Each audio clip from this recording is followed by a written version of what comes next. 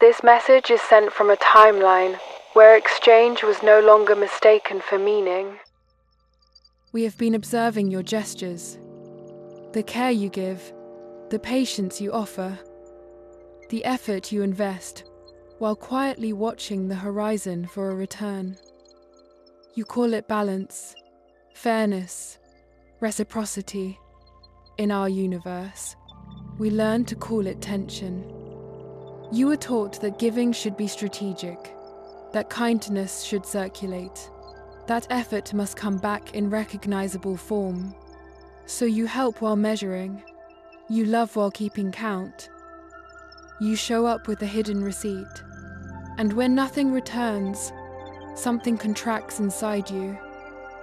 You call that disappointment. From here, it looks like misplaced focus. The universe does not operate on immediate symmetry. It moves in arcs, in delays, in echoes. You cannot trace back to their source.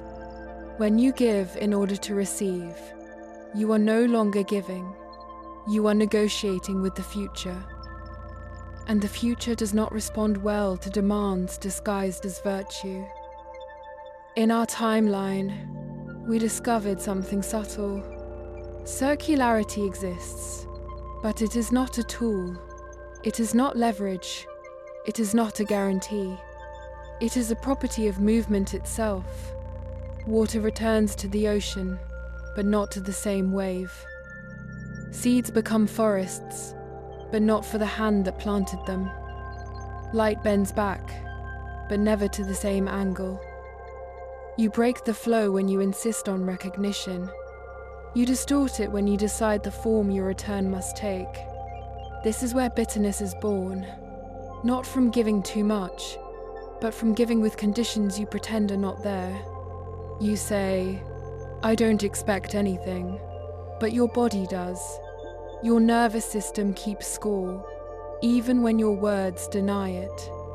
In our universe, the shift happened when people learned to give as an ending, not as an opening.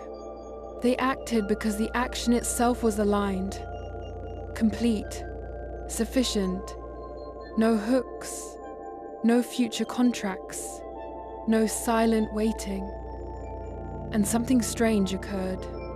The world responded differently, not faster, not predictably, but more honestly, because energy recognizes motive before outcome.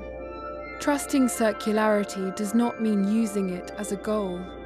It means releasing control over how life answers you.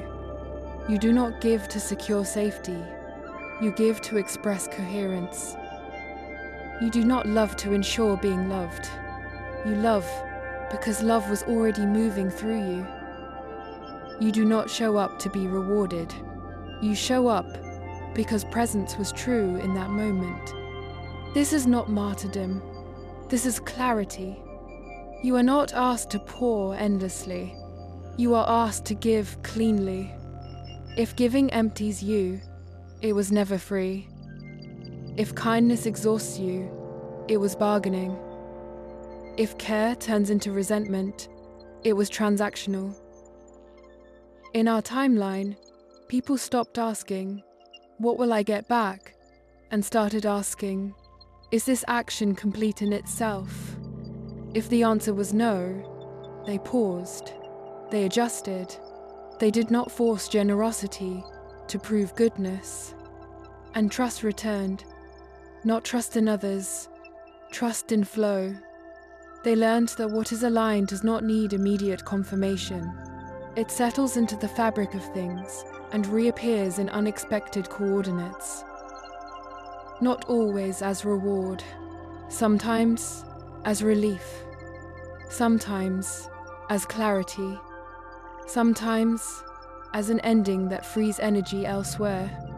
If you are receiving this now, notice your motives, not to judge them, to see them. Release the idea that life owes you symmetry. Release the need to track your goodness. Act because the action is true. Then let it go. Circularity will take care of itself when you stop using it as a destination.